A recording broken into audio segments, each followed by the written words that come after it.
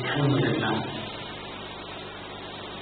لله نحمده ونستعينه ونستغفره ونؤمن به ونتوكل عليه ونعوذ بالله من شرور أنفسنا ومن سيئات أعمالنا من يهده الله فلا مضل له ومن يضلل فلا هادي له وأشهد أن لا إله إلا الله وحده لا شريك له وأشهد أن محمدا عبده ورسوله أرسله بالهدى ودين الحق ليظهره على الدين كله ولو كره المشركون اللهم صل على محمد وعلى آل محمد كما صليت على إبراهيم وعلى آل إبراهيم وبارك على محمد وعلى آل محمد كما باركت على إبراهيم وعلى آل إبراهيم في العالمين إنك حميد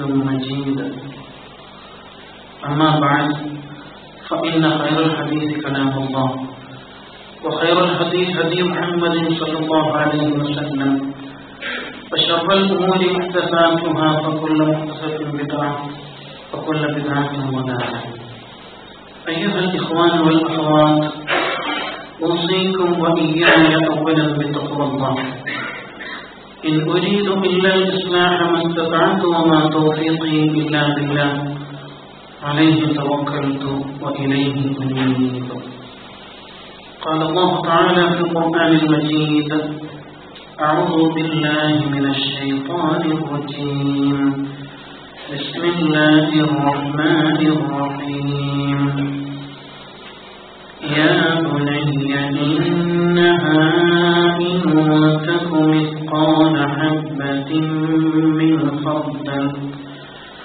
من خردل فتكن في صخرة أو في السماوات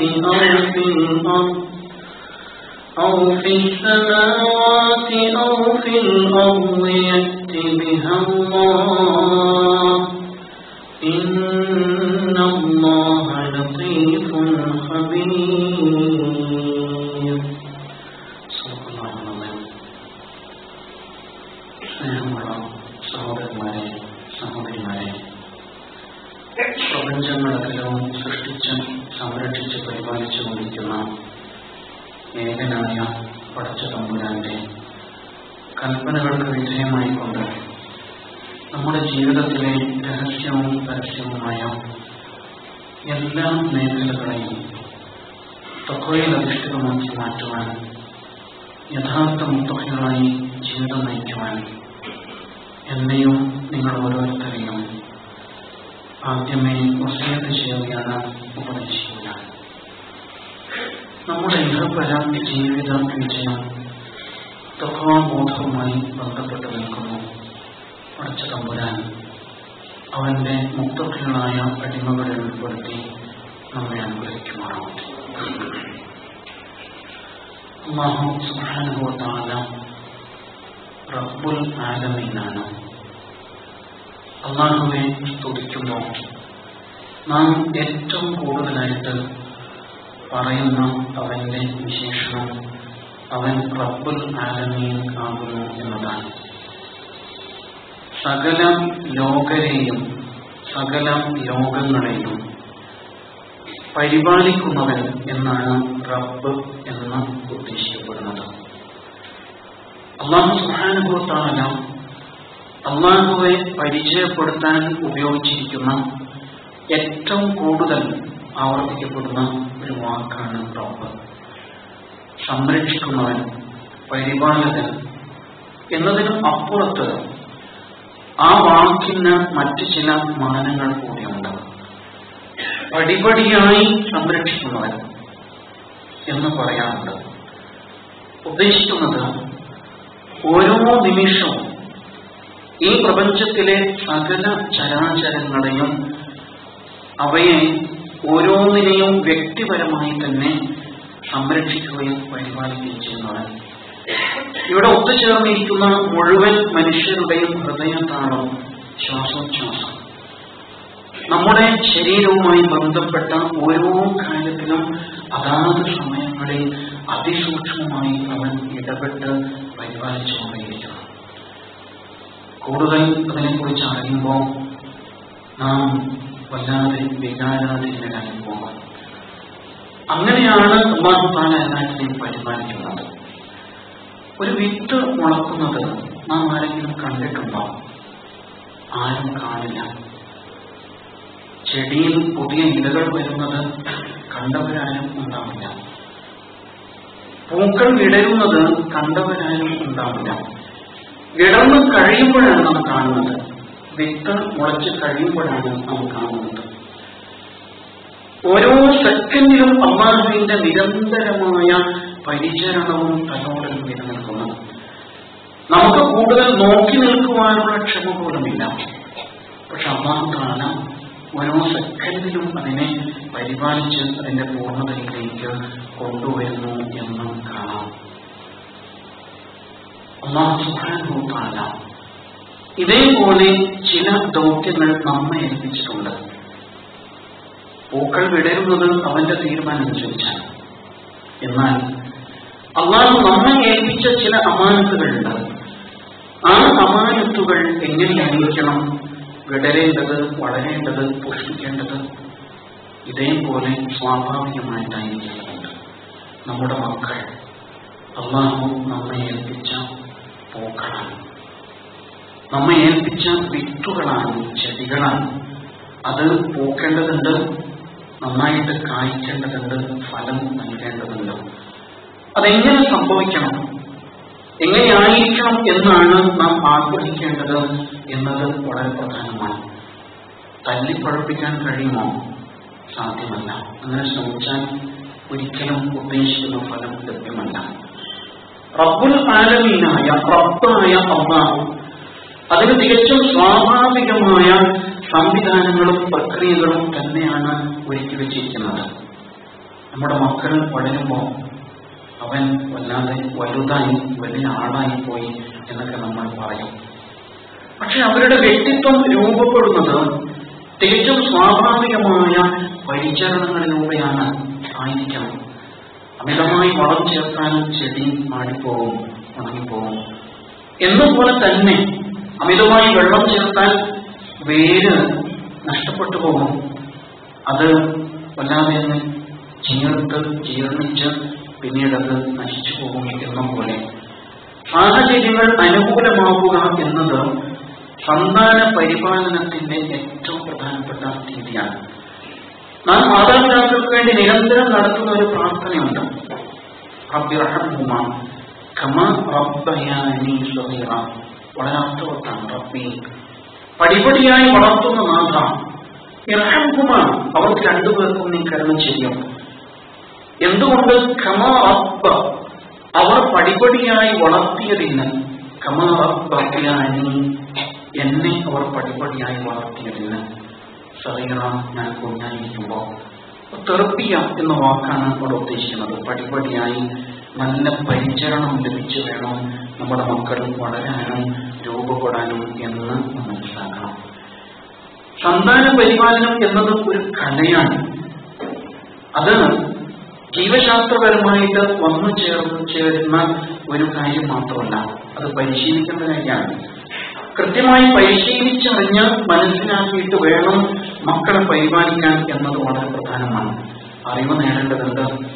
ഏറ്റവും വൈദഗ്ധ്യം നേടേണ്ട ഒരു കലയാണ് യഥാർത്ഥത്തിൽ സന്താന പരിപാലനം എന്ന് പറയുന്നത്. തെറ്റായ പാരമ്പര്യത്തിന്റെ ശീലങ്ങളാണ് നമ്മുടെയൊക്കെ മനസ്സിലുള്ളത്. കാരണം നമ്മുടെ ഉമ്മയും വാപ്പയും അങ്ങനെയാണ് നമ്മളെ പോറ്റിയത്. കണ്ണുരുട്ടി കാണിച്ച്, വട്ടി കാണിച്ച്, ശങ്കാഴിച്ച്, ദേഷ്യപ്പെട്ട്, അങ്ങനെ ഒരു രീതി ഉണ്ടല്ലോ. അത് നാം സാമ്പ്രദായികമായിട്ട് ശീലിച്ചു വന്നിരിക്കുന്ന നമ്മുടെ മനസ്സുകളിലൊക്കെയും അടിഞ്ഞുകൂടിയിട്ടുള്ള ഒരു രീതിയാണ്. അങ്ങനെയൊക്കെയാണ് എന്റെ ഉമ്മയും വാപ്പയും എന്നെ വളർത്തിയത്, അതുകൊണ്ട് നീയും അങ്ങനെ വളർന്നാൽ മതി എന്ന ഭാവം നമ്മുടെയൊക്കെ മനസ്സിലുണ്ട്. യഥാർത്ഥത്തിൽ ദേഷ്യവും ക്രോധവും സന്താന പരിപാലനത്തില് ക്രിയാത്മകമായ ഫലം ചെയ്യുമോ? അതേപോലെ തന്നെ അമിതമായ സ്നേഹവും ലാളനയും പ്രയോജനപ്രദമാണോ എന്ന് ചോദിച്ചാൽ അല്ല എന്ന് തന്നെയാണ് ഉത്തരം. അമിത വളം ചേർക്കും പോലെ, അല്ലെങ്കിൽ പെട്ടെന്ന് കൊമ്പുകൾ മുറിച്ച് കളയുന്ന പോലെ വിപരീത ഫലം മാത്രമേ രണ്ടിനുണ്ടാവുള്ളൂ. സന്താന പരിപാലനം വളരെ ഉത്കൃഷ്ടമായ ഒരു ആത്മീയ പ്രവർത്തനമാകുന്നു. ഒന്നാമതായി നാം തിരിച്ചറിയേണ്ടതാണ്, സന്താന പരിപാലനം ഒരു ആത്മീയ പ്രവൃത്തിയാണ്.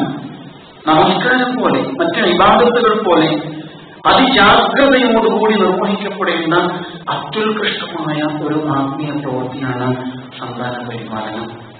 അങ്ങനെ തിരിച്ചറിയുമ്പോഴാണ് എങ്ങനെയായിരിക്കണം ഞാൻ എന്റെ കുഞ്ഞിനെ രൂപപ്പെടുത്തിയെടുക്കേണ്ടത് എന്ന് മനസ്സിലാവുക.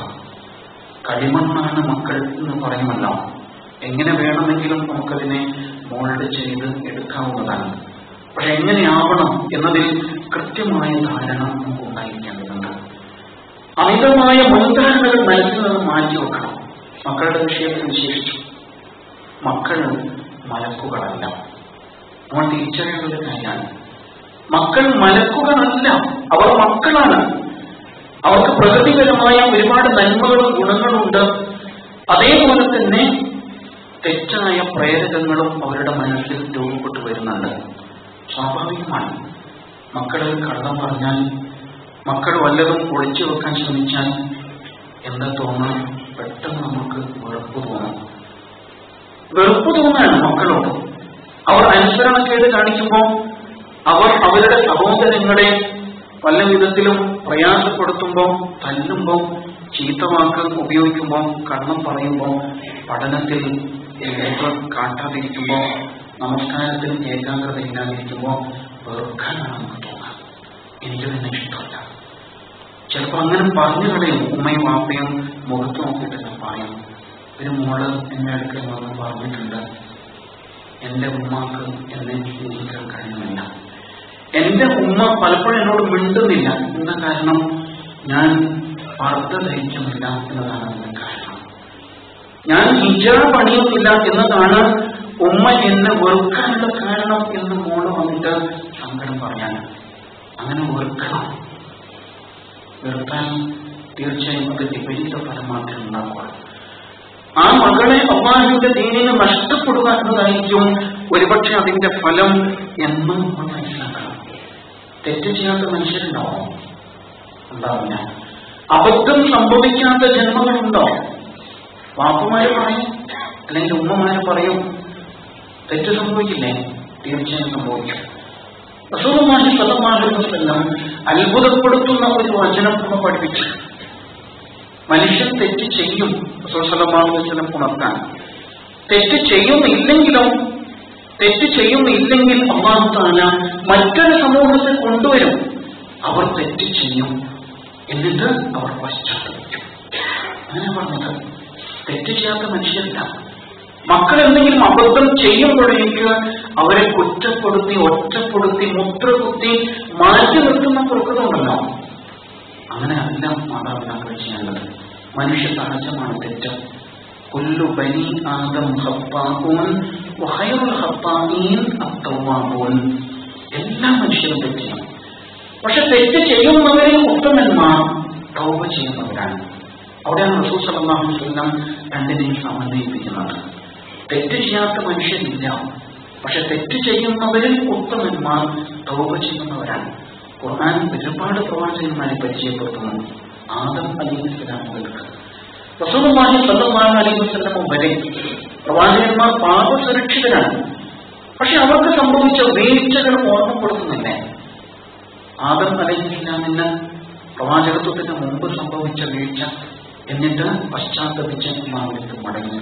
ഒരുപാട് പ്രവാചകന്മാർ, യൂനുസ് അലൈഹിസ്സലാം അല്ലാഹുവോട് താണുകയാണ്, കരഞ്ഞു പറഞ്ഞില്ലേ, ആ ഇരുട്ടായില് മത്സ്യത്തിന്റെ വയറ്റിൽ വെച്ച് ലാ ഇലാഹ ഇല്ലാ അൻത സുബ്ഹാനക ഇന്നീ കുന്തു മിനൽ ളാലിമീൻ. പടച്ചോനെ, നീ അല്ലാതെ പടച്ചോനില്ല, അതുകൊണ്ട് എന്നോട് പൊറുക്കണം, ഞാൻ അക്രമിയായി പോയിരിക്കണം എന്ന് പറയുന്നുണ്ട് പ്രവാചകന്മാർ. ഒന്ന് മുഖം ചൊളിച്ചതിന്റെ പേരിൽ അല്ലാഹു തആല റസൂൽ സ്വല്ലല്ലാഹു അലൈഹി വസല്ലമയെ ഗുണദോഷിച്ചിട്ടുണ്ട്. തെറ്റ് ചെയ്യാത്തതുണ്ടാവില്ല. പക്ഷേ എന്തിനാ ഖുർആൻ ആ സംഭവങ്ങൾ പറഞ്ഞത്? പശ്ചാത്താപത്തിന്റെ വിവശമായ രീതികൾ നമ്മൾ പഠിപ്പിക്കാൻ വേണ്ടിയിട്ടാണ് അത് എടുത്തു പറഞ്ഞത് എന്നാണ് നമ്മൾ തിരിച്ചറിയേണ്ടത്. മക്കളെ നേർവഴിക്ക് നടത്തണം നമ്മുടെ ആഗ്രഹമാണ്. മക്കൾക്ക് തെറ്റ് സംഭവിച്ചാലോ അവരെ ഒറ്റപ്പെടുത്തലല്ല വേണ്ടത്. അവർക്ക് തെറ്റിനെ മറികടക്കാനുള്ള മാർഗങ്ങൾ പറഞ്ഞു കൊടുക്കണം. ഗുണകാംക്ഷിയായിട്ട് വഴികാട്ടിയായിട്ട് ഉമ്മയും വാപ്പയും കൂടെ വേണം. അത് മാത്രം പോരാ, അവർക്ക് തെറ്റ് തിരിച്ചറിയാൻ പശ്ചാത്തപിക്കാനുള്ള അവസരങ്ങൾ ഒരുക്കി കൊടുക്കണം. അമിതമായ കുറ്റബോധം സൃഷ്ടിക്കാനല്ല, പശ്ചാത്തപിക്കാൻ. അങ്ങനെ അവർ കരയട്ടെ, അവരൊറ്റയ്ക്കിരുന്ന് കരയണ്ടേ, ഒറ്റയ്ക്കിരുന്ന് കരയണം മക്കള്. എന്തിനെ കുറിച്ച് ഓർത്തിട്ട് പടച്ചവന്റെ മുമ്പിൽ നാളെ ഹാജരാകുമ്പോൾ എങ്ങനെയായിരിക്കും അഭിമുഖീകരിക്കേണ്ടി വരിക എന്നോർത്ത് നമ്മുടെ മക്കള് കരഞ്ഞു കിട്ടിയാൽ ആ മക്കള് രക്ഷപ്പെട്ടു. അവർ കരയട്ടെ. അത്തരം കണ്ണിനെ പരിചയപ്പെടുത്തില്ല. അയിനും ബക്കത്തുമിൻ ഹശിയത്തില്ല, പടച്ചോനെ പേടിച്ച് കരയുന്ന കണ്ണ്. അങ്ങനെ ഒരു കണ്ണ് നമ്മുടെ മക്കൾക്ക് ഉണ്ടായി കിട്ടിയാൽ ആ മക്കളെ രക്ഷപ്പെട്ടു. അങ്ങനെയുള്ള പശ്ചാത്തലത്തിന്റെ തപിക്കുന്ന മാനസികാവസ്ഥ അവരിൽ സൃഷ്ടിച്ചെടുക്കാൻ ഒരുപക്ഷെ സംഭവിക്കുന്ന വീഴ്ചകൾ കൊണ്ട് സാധിക്കും എന്ന് തിരിച്ചറിയണം. എന്റെ കുട്ടി ഒരു തെറ്റും ചെയ്യില്ല എന്നതിനപ്പുറത്ത് തെറ്റ് സംഭവിച്ചാൽ ഈ ഒരു മാനസികാവസ്ഥയിലേക്ക് അവൻ ഉയർത്തിക്കൊണ്ടുവരാൻ കഴിയുക എന്നതാണ് മാതാപിതാക്കളുടെ വിജയം.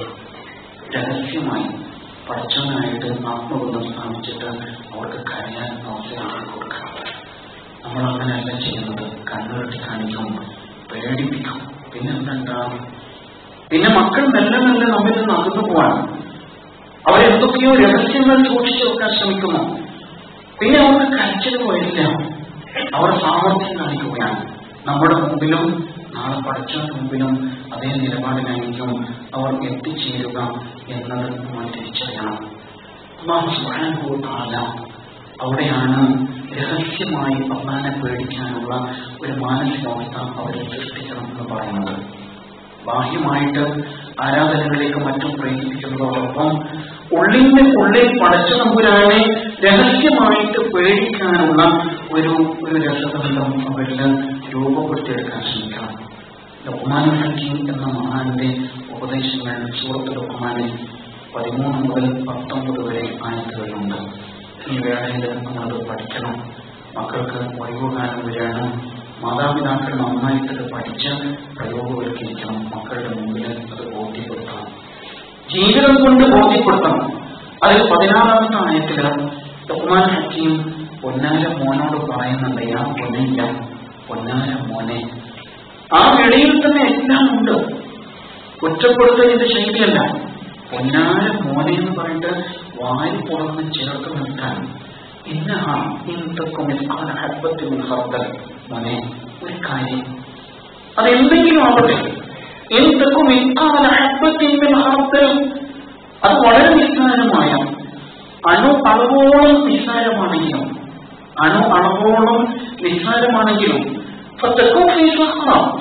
അത് ഓരോ പാറക്കെട്ടിനിടയിലാണ് ഉള്ളത് എന്നിരിക്കട്ടെ.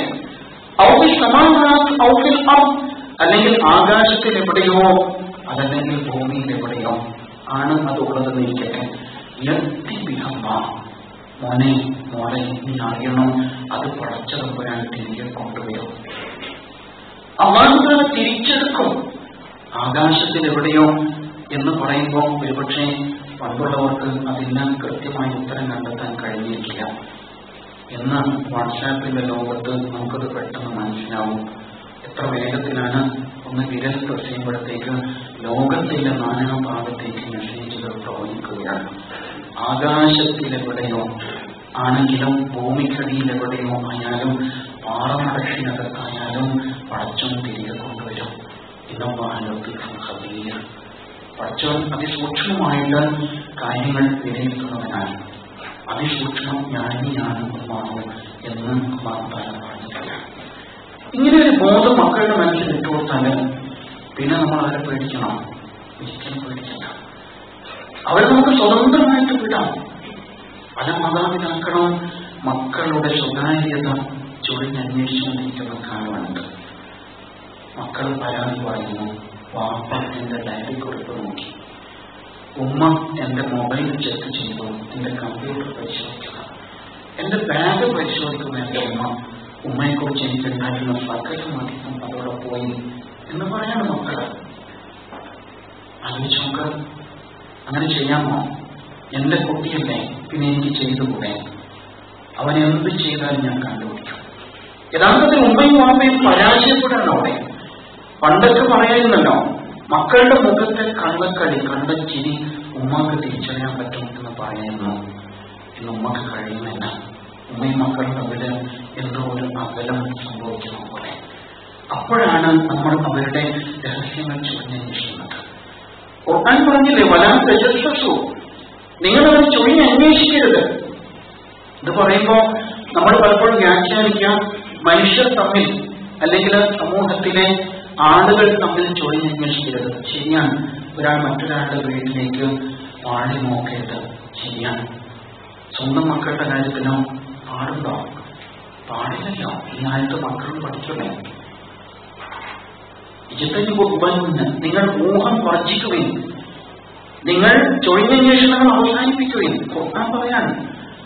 എന്തുകൊണ്ടാണ് നാം ആ തലത്തിലേക്ക് തലം താഴുന്നത് എന്ന് ചോദിച്ചാൽ, നാമും അവർ തമ്മിലുള്ള ആത്മബന്ധം എവിടെയോ കൈവശം വരുന്നു. അങ്ങനെ നമ്മൾ മക്കളെ സംശയിക്കുന്നു.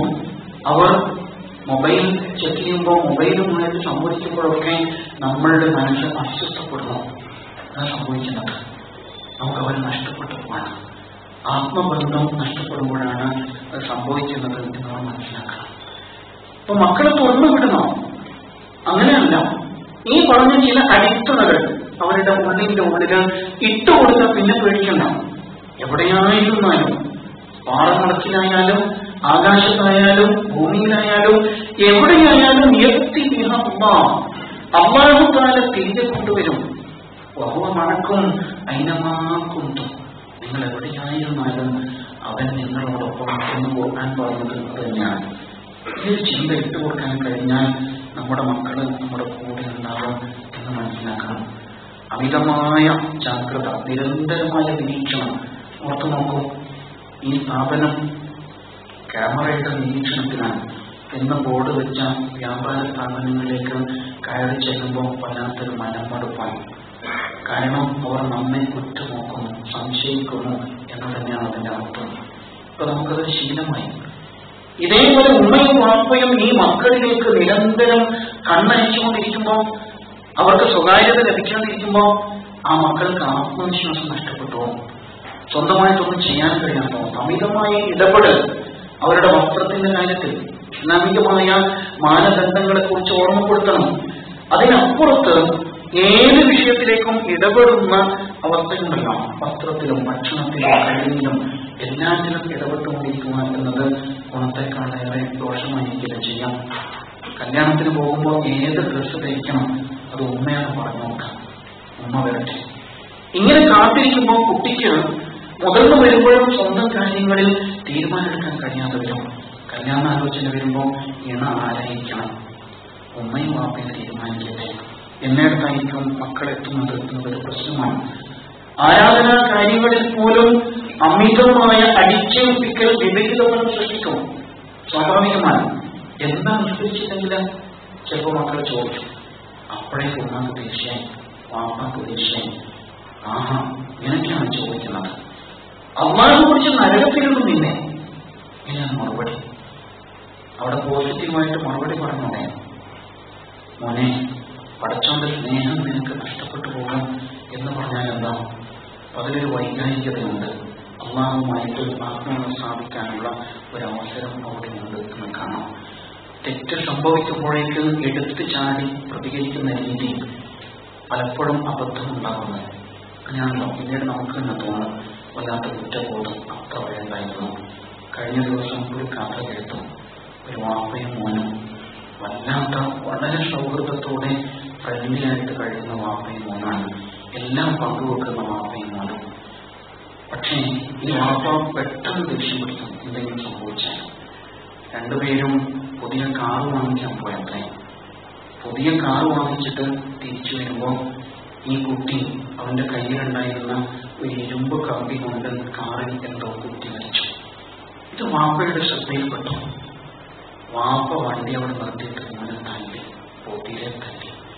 കുട്ടിയുടെ കൈവിരലുകൾ മുറിഞ്ഞുപോയി. ഹോസ്പിറ്റലിൽ ചെന്നപ്പോൾ ഇങ്ങനെ നേരെയാക്കാൻ കഴിയില്ല എന്നായിരുന്നു. ഒപ്പ കാറിനകത്ത് കയറി നിന്നിട്ട് സുതാര്യമായിട്ട് കരഞ്ഞു.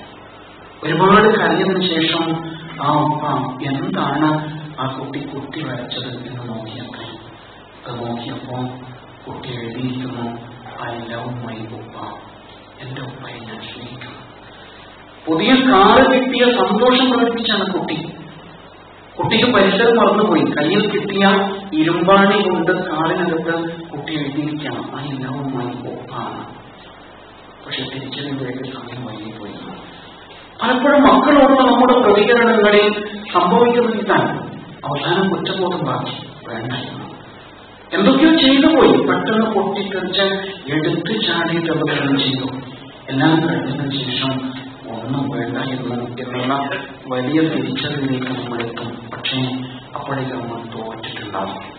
നമ്മൾ മക്കളുടെ മുമ്പിൽ തലതാഴ്ത്തിയിരിക്കുന്ന സാഹചര്യമാണ് അവിടെ ഉണ്ടാകുന്നത്. വളരെ ശ്രദ്ധിക്കേണ്ടതുണ്ട്. ഈ ഉത്ബോധനത്തിൽ ബഹുമാന ഹക്കീം ഉത്തരങ്ങൾ നൽകുന്ന ഉത്ബോധനത്തിൽ വലിയ കാര്യമുണ്ട്. വൈകാരികമായ മാനസികമായ മാറ്റങ്ങൾക്ക് മാത്രമേ പ്രതികരണം സൃഷ്ടിക്കാൻ പറ്റുള്ളൂ എന്ന തിരിച്ചറിവ് നാം നേടണം. ഈമാനികമായ കരുത്ത് നൽകുക എന്നത് പ്രധാനമാണ്. നീ നിസ്കരിച്ചോ? ഞാൻ നിസ്കരിച്ചു. ഇല്ല, നീ നിസ്കരിച്ചിട്ടില്ല. നീ എന്നെ ബോധ്യപ്പെടുത്താൻ കള്ളം പറയാൻ ഇതൊരു മറുപടിയാണ്. നീ നിസ്കരിച്ചോ? ഇല്ല അമ്മ.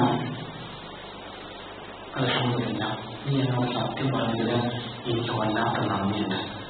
പോയി നിസ്കരിച്ചു. ഇത് മറ്റൊരു മറുപടിയാണ്. എന്തുകൊണ്ടായിരിക്കും നമ്മുടെ മക്കൾ പെട്ടെന്ന് നമുക്കിഷ്ടപ്പെടുന്ന മറുപടി പറയാൻ ശ്രമിക്കുന്നത്? നമ്മുടെ പ്രതികരണങ്ങൾ അങ്ങനെയാകുമ്പോഴാണ്. അവിടെ വളരെയേറെ ജാഗ്രത പാലിക്കണം. അതാണ് പൂവിരിയും പോലെ, ഒരു ഇല രൂപപ്പെടും പോലെ, വിട്ടുമുളക്കും പോലെ സ്വാഭാവികമായിട്ട് അവർക്ക് രൂപപ്പെടാനുള്ള അനുകൂലമായ സാഹചര്യം ഒരുക്കി കൊടുക്കലാണ് സന്താന പരിപാലനം എന്നതിൻ്റെ മറുപടി. പഠിച്ചു തമ്പുരാൻ ആ നിരക്ക് നമ്മുടെ മക്കളെ രൂപപ്പെടുത്തിയെടുക്കുവാൻ നമുക്ക് തോഫീക്ക് നൽകുമാറാം.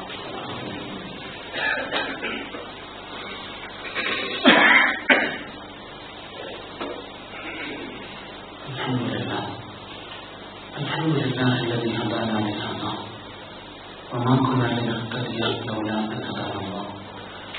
اللهم صل على محمد وعلى آله وصحبه أجمعين. يا أيها الذين آمنوا اتقوا الله حق تقاته ولا تموتن إلا وأنتم مسلمون.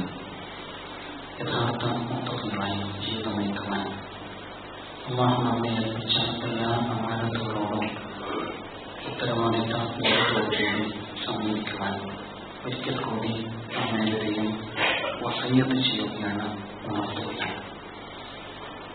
നമ്മുടെ മക്കൾ ഒഴിവുകാലത്തിലേക്ക് പ്രവേശിക്കണം. അവരുടെ മനസ്സിൽ ഒരുപാട് ആഗ്രഹങ്ങൾ ഉണ്ടാവും. ഒരുപക്ഷെ നമ്മളുമായി പങ്കുവച്ചവയും ഉണ്ടാവും. നമ്മൾ അവർക്ക് അങ്ങോട്ട് വാഗ്ദാനം ചെയ്തതും ഉണ്ടാകും. പരീക്ഷയിൽ ജയിച്ചാൽ എന്ന് പറഞ്ഞുകൊണ്ട് പല വാഗ്ദാനങ്ങൾ നൽകിയിട്ടുണ്ടാവും. എന്തായിരിക്കും നമ്മുടെ സമീപനം? അവരുടെ വെക്കേഷൻ എങ്ങനെയായിരിക്കണം എന്നതിന് കൃത്യമായ ഒരു ആസൂത്രണം, ഒരു ഷെഡ്യൂൾ മാതാപിതാക്കൾക്ക് ഉണ്ടായിരിക്കേണ്ടതുണ്ട്. എങ്ങനെയെങ്കിലും കഴിഞ്ഞു പോവുക എന്നതായിരിക്കരുത്. മക്കളോടൊപ്പം ഒരു ടൂർ തീർച്ചയായും ആവശ്യമാണ്. ഒരുപക്ഷെ മക്കൾക്ക് നമ്മൾ വാക്ക് കൊടുത്തിരിക്കും, ഫാമിലി ടൂർ, ഉമ്മയും വാപ്പയും മക്കളും. മനസ്സിലാക്കുന്നത് ഏറ്റവും നല്ലൊരു അവസരമാണ്. എപ്പോഴും തിരക്ക് പിടിച്ച വാപ്പ, എപ്പോഴും ജോലികളിൽ തിരക്ക് പിടിച്ച ഉമ്മ എന്നതിനപ്പുറത്ത് ഫ്രീ ആയിട്ട് അവരോടൊപ്പം കഴിച്ചു കൂട്ടാനുള്ള ഒരവസരം ഉണ്ടാക്കേണ്ടതുണ്ട്. അത് വലിയ സാമ്പത്തിക ചെലവുള്ളത് ആവണമെന്നില്ല. ലളിതമായ രൂപത്തിലുള്ള യാത്രകൾ ആകാവുന്നതാണ്. വിനോദം അതിലുണ്ടാവണം. അതേപോലെ തന്നെ അറിവ്, അനുഭവങ്ങൾ ഉണ്ടാകുന്ന യാത്രകൾക്ക് വേണ്ടിയിട്ട് ശ്രമങ്ങൾ നടത്തണം. റസൂൽ സല്ലല്ലാഹു അലൈഹി വസല്ലം യാത്രയിലാണ് അനുയായികൾക്ക് കൂടുതൽ അറിവുകൾ പകർന്നു കൊടുത്തത്. അത് മനസ്സിലെപ്പോഴും ഉണ്ടാവും. നിങ്ങൾ ഓർക്കുന്നില്ലേ? നമ്മുടെ ജീവിതത്തിലെ സുഖകരമായ ദുഃഖകരമായ യാത്രകളും ഒക്കെ മനസ്സിലുണ്ടാവും. അതുകൊണ്ട് മക്കൾക്ക് യാത്രകൾ, അനുഭൂതി പകരുന്ന യാത്രകൾക്ക് അവസരം നൽകണം. അതിൽ കുടുംബ സന്ദർശനങ്ങൾ ഉണ്ടാവണം. അതേപോലെ അറിവ് തേടിയുള്ള യാത്ര ഉണ്ടാവണം. നല്ല അനുഭവങ്ങൾ പകരുന്നതുണ്ടാവണം. ആശുപത്രി സന്ദർശനം അതിലൊന്നാണ്. അതേപോലെ തന്നെ പല സാഹചര്യങ്ങളുണ്ട്, വൃദ്ധസദനങ്ങളുണ്ട്, ഡയാലിസിസ് നടന്നുകൊണ്ടിരിക്കുന്ന കേന്ദ്രങ്ങൾ, ഒരുപാട് മനുഷ്യരും ഡയാലിസിസ് സെന്ററുകളിൽ വന്ന് കിടക്കുന്നത് കാണിച്ചു കൊടുക്കേണ്ടതാണ്. പെയിൻ ആൻഡ് പാലിയേറ്റീവ് സംവിധാനങ്ങൾ കഴിയുമെങ്കിലും അത്തരത്തിലുള്ള സംഘത്തോടൊപ്പം രോഗികളെ സന്ദർശിക്കുവാൻ വേണ്ടിയുള്ള യാത്രകൾ അവർക്ക് വേണ്ടി നമുക്ക് ഒരുക്കി കൊടുക്കാൻ കഴിയും. വളരെ പ്രധാനമാണത്. അതേപോലെ തന്നെ നിശ്ചിത നാടുകളിൽ കഴിയുമെങ്കിൽ സ്റ്റഡി ക്യാമ്പുകൾ, മക്കൾക്ക് വേണ്ടിയിട്ടുള്ള ക്യാമ്പുകൾ അവർക്ക് വേണ്ടിയിട്ട് നൽകുന്നത് നന്നായിരിക്കും. സാഹചര്യം മാറുമ്പോൾ, പുതിയ അന്തരീക്ഷത്തിലേക്ക് പറിച്ചു നൽകുമ്പോൾ അവരുടെ സ്വഭാവത്തിലും പ്രകൃതത്തിലും നല്ല മാറ്റം തീർച്ചയായും നമുക്ക് പ്രതീക്ഷിക്കാൻ കഴിയും. അവരുമായി കൂടിയാലോചിച്ചുകൊണ്ട് എങ്ങനെയായിരിക്കണം ഒഴിവുകാലം എന്നതിന് കൃത്യമായ ഒരു ഷെഡ്യൂൾ തയ്യാറാക്കുന്നത് നന്നായിരിക്കും എന്നാണ് ഉണർത്തുന്നത്. ആ നിലയ്ക്ക് നമ്മുടെ മക്കളോടുള്ള ഉത്തരവാദിത്തം നിർവഹിക്കാൻ നമുക്ക് തൗഫീഖ് നൽകുമാറാണ്. എറണാകുളത്ത് തണൽ എന്ന പേരിൽ ഒരു pain and palliative care society ആരംഭിച്ചിട്ടുണ്ട്. വളരെ ശ്രദ്ധേയമായ ഇടപെടലുകളിലൂടെ ഇത് മുന്നോട്ട് നീങ്ങിയാൽ 100-ലേറെ രോഗികളുമായിട്ട് ആ സംഘം ഇപ്പോൾ ആത്മബന്ധം സ്ഥാപിച്ചിരിക്കുന്നു. അവർക്ക് വേണ്ടിയിട്ട് വീട്ടിൽ കിടപ്പിലായ ഒരുപാട് രോഗികൾ ആഴ്ചകളോളം കാത്തിരിക്കുന്ന അവസ്ഥയാണുള്ളത്. അവര് പുതിയൊരു പരിപാടി ആവിഷ്കരിച്ചിട്ടുണ്ട്. നട്ടല് തകർന്ന് കിടപ്പിലായ രോഗികളുടെ ഒരു സംഗമം. എറണാകുളം ജില്ലയിലെ 60ഓളം നട്ടല് തകർന്നു പോയ ആ സഹോദരങ്ങളെ ഒരുമിച്ച് കൂട്ടുന്ന ഒരു പരിപാടി വിശാലം ഈ മാർച്ച് 31 ബോൾഗാട്ടി പാലസിൽ വെച്ച് നടക്കുക. പുറം ലോകം കാണാതെ വീട്ടിനകത്ത് കഴിയുന്ന ഒരുപാട് പേരാണ് അവര്. പരസ്പരം അറിയാനും അടുത്തറിയാനും അനുഭവങ്ങൾ പങ്കുവെക്കാനും വിധിയുടെ ഈ വല്ലാത്ത പരീക്ഷണത്തിന് മനസ്സ് തകർന്നു പോകാതിരിക്കാം. ഞാൻ മാത്രമല്ല, എന്നെപ്പോലെ ഇനിയും പലരുണ്ട്. ഇത് പടച്ചതമ്പുരാന്റെ തീരുമാനമാണ്, ഇതൊരു പരീക്ഷണമാണ്, സ്വർഗത്തിന്റെ വേണ്ടിയാണ് എന്ന് അവർക്ക് തിരിച്ചറിവുണ്ടാകാൻ വേണ്ടിയുള്ള വേറിട്ട ഒരു സംഭവമായിരിക്കും അത്. തവാസോട് സബർ എന്നുണ്ടല്ലോ, സബർ കൊണ്ട്, സഹനം കൊണ്ട്, ധൈര്യം കൊണ്ട്, ക്ഷമ കൊണ്ട് പരസ്പരം ഉപദേശിക്കുക എന്ന് പറഞ്ഞ ആ കാഴ്ചപ്പാടിന്റെ ഒരു പ്രയോഗവൽക്കരണം കൂടിയായിരിക്കും ഈ സംഭവം. അവർക്ക് പ്രമുഖനായ ആളുകളുമായിട്ട് ആശയവിനിമയം നടത്താൻ അവസരം, അതേപോലെ മനസ്സിന് ഒളിവ് പകരുന്ന സർഗാത്മകമായ പരിപാടികൾക്ക് ഉൾപ്പെടുത്തിക്കൊണ്ടുള്ള ഒരു ദിവസത്തെ പ്രോഗ്രാമാണ്. രാവിലെ 10 മണി മുതൽ വൈകുന്നേരം വരെ. കഴിയുന്നവര് അത് സന്ദർശിക്കണം. നമുക്ക് വലിയൊരു അനുഭവമായിരിക്കും. നട്ടലിനെ തകർന്ന് കിടപ്പിലായ ആളുകൾ നമ്മളിങ്ങനെ ഓടിച്ചാടി നുകർന്ന് നടക്കാൻ അല്ലാഹു തആല നമുക്ക് നൽകിയ അനുഗ്രഹത്തെ കുറിച്ച് തിരിച്ചറിയാനുള്ള അവസരമാണ്. അതിനാൽ അല്പസമയം അവരോടൊപ്പം ചെലവഴിക്കുവാൻ, ആ പരിപാടി വീക്ഷിക്കുവാൻ അവസരം കണ്ടെത്തുന്നത് നന്നായിരിക്കും. അതേപോലെ തന്നെ ഈ സഹോദരങ്ങളെ അവിടെ എത്തിക്കുവാനും അവർക്ക് പരിചരണങ്ങൾ നൽകുവാനൊക്കെ സാമ്പത്തികമായ സഹായവും അവരെ ആഗ്രഹിക്കുന്നുണ്ട്. അതുമായി ബന്ധപ്പെട്ടവരെ സമീപിക്കണം എന്ന് മാത്രം ഉണർത്തുന്നു. നമ്മെ അനുഗ്രഹിക്കുമാണ്. പഠിച്ചവനെ, നീ ഞങ്ങളെ ഏൽപ്പിച്ച അമാനത്തുകൾ നിനക്ക് ഏറ്റവും ഇഷ്ടപ്പെടുന്ന രൂപത്തിൽ തന്നെ നിന്നെ തിരിച്ചേൽപ്പിക്കുവാൻ ഞങ്ങൾക്ക് നീ തൗഫീഖ് നൽകണമേ. ഞങ്ങളുടെ മക്കളെ ഞങ്ങൾക്ക് കണ്ണുകുളർന്നയാക്കി മാറ്റണമേ. ഞങ്ങളുടെ സ്വർഗത്തിന്റെ നിമിത്തമാക്കി മാറ്റണമേ. ഞങ്ങളുടെ മക്കളെ ഞങ്ങൾക്ക് നീ പരീക്ഷണമാക്കി മാറ്റണമേ. ഞങ്ങൾക്ക് ശത്രുക്കളാക്കി മാറ്റണമേ. പഠിച്ചവനെ, പലതരത്തിൽ പരീക്ഷിക്കപ്പെട്ടുകൊണ്ടിരിക്കുന്ന ഒരുപാട് സഹോദരങ്ങൾ ഞങ്ങൾക്കിടയിലുണ്ട്. ഞങ്ങൾ തിരിച്ചറിയാണ് നീ ഞങ്ങൾക്ക് നൽകിയിരിക്കുന്ന അനുഗ്രഹങ്ങൾ. അനുഗ്രഹങ്ങൾക്ക് നന്ദി കാണിക്കുന്ന നിന്റെ നല്ല അടിമകളിൽ ഞങ്ങളെ ഉൾപ്പെടുത്തണമേ. ഞങ്ങളിൽ നിന്ന് മരണപ്പെട്ടു പോയവർക്കെല്ലാം മഗ്ഫിറത്തും റഹ്മത്തും നൽകി അനുഗ്രഹിക്കണമേ. പഠിച്ചവനെ, ഗുരുതരമായ രോഗം ബാധിച്ചവർക്കെല്ലാം ആശ്വാസം നൽകി ആത്മവിശ്വാസം നൽകി അനുഗ്രഹിക്കണമേ. اللهم اغفر للمؤمنين والمؤمنات والمسلمين والمسلمات الأحياء منهم والأموات إنك مجيب الدعوات يا قاضي الحاجات. ربنا آتنا في الدنيا حسنة وفي الآخرة حسنة وقنا عذاب النار. اللهم أجرنا من النار، اللهم أجرنا من النار، اللهم أجرنا من النار. اللهم أعز الإسلام والمسلمين وأذل الشرك والمشركين وانصرنا على القوم الكافرين. ربنا اغفر لنا ولإخواننا الذين سبقونا بالإيمان ولا تجعل في قلوبنا غلا للذين آمنوا ربنا إنك رؤوف